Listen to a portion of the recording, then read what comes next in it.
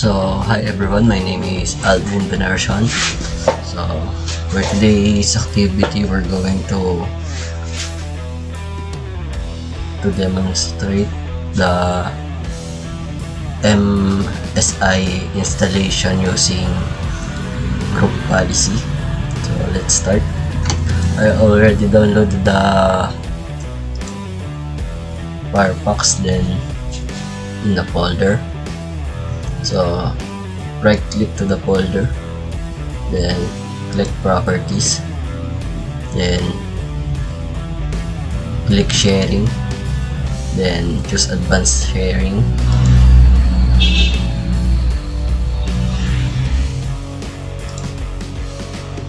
then put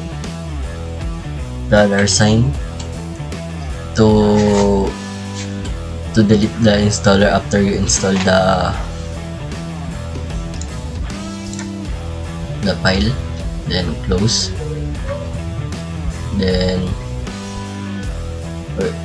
go to the server manager, then click tool, then choose the group policy management, and then click the forest, then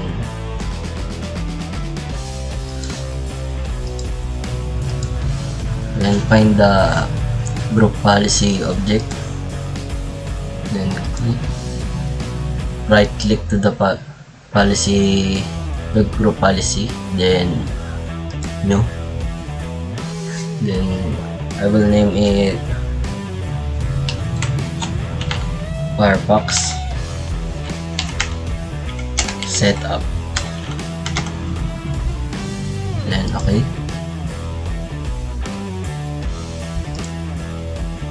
then we create the Firefox setup, then right click to the Firefox setup, then edit,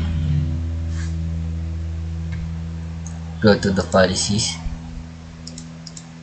then software setting, then click the software installation, then right click to the blank area, then new, then package,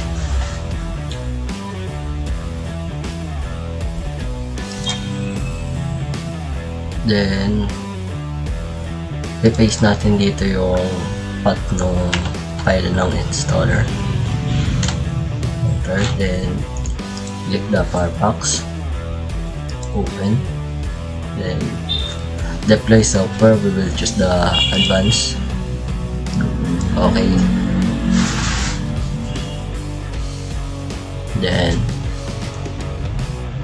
click the deployment, then check the uninstall this application, then okay, then let's go back to the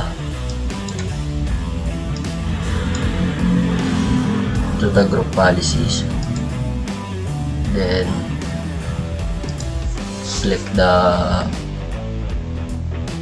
forest, the aldwin.com, then right click, then link an existing GPO, then choose the Firefox setup, then okay. Now we will restart the PC and let's see if it's successful.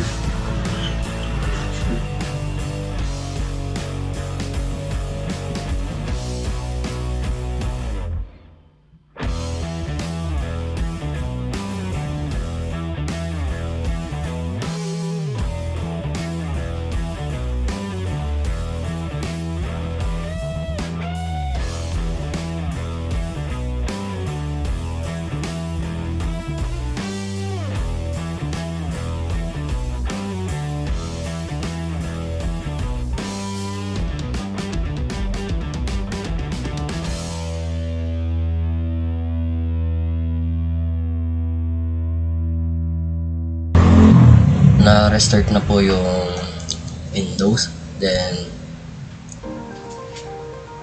we're going to search the CMD in the search Windows.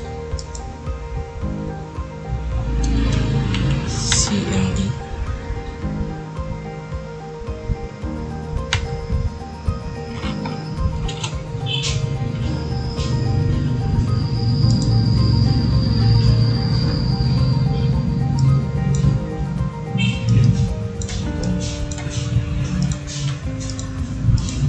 And then we're going to type the GP.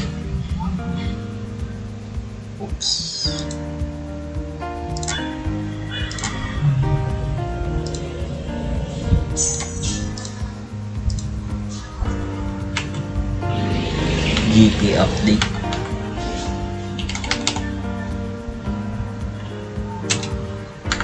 /force, then enter.